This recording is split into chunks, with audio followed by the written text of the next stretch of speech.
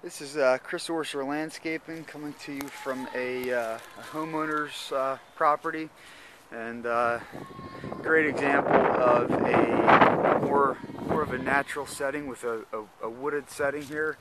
And here in southeastern Pennsylvania in Bucks County, we do have an issue with deer browsing on a lot of different plants here. This house in particular, these plants were put in, and the majority of plants have been deer browsed. And at Chris Orser Landscaping, we take the proper time and care to put in plants that are deer resistant and that won't give you this type of landscape. So here's just a great example of a deer browsing on a plant. You can see there that it almost looks like a really bad cut on the shrub. This happens to be a rhododendron, which deer do like.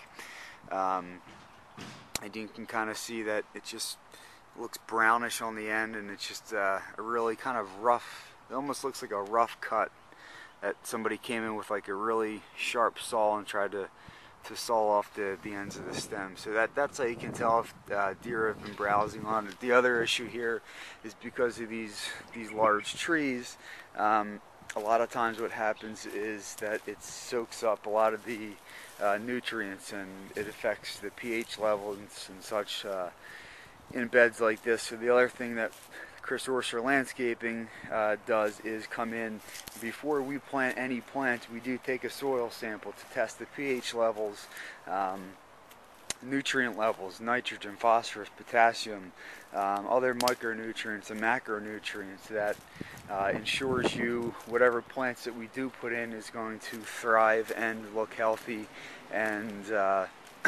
grow the way they're supposed to grow, and not to give you conditions like we have here. This is another example of a deer browse plant that essentially just killed the plant. So two conditions going on here: number one, the soil; number two, the deer that have really affected this landscape. And at this point in the season, the landscape should be looking not as sparse as it is now. I mean, the way this was set up is to give it a naturalistic setting to go around with the context. You can see the trees in the background. But at this point, the bed just looked really bare, and there's just a lot of dead plants in here due to deer browsing and probably some improper or deficiencies in the soil. So, and Chris Orser Landscaping also does offer a deer repellent service, which we come out and spray your existing plants in the landscape, which repels the deer. And over time, they do learn to stay away from these particular plants that deer do like to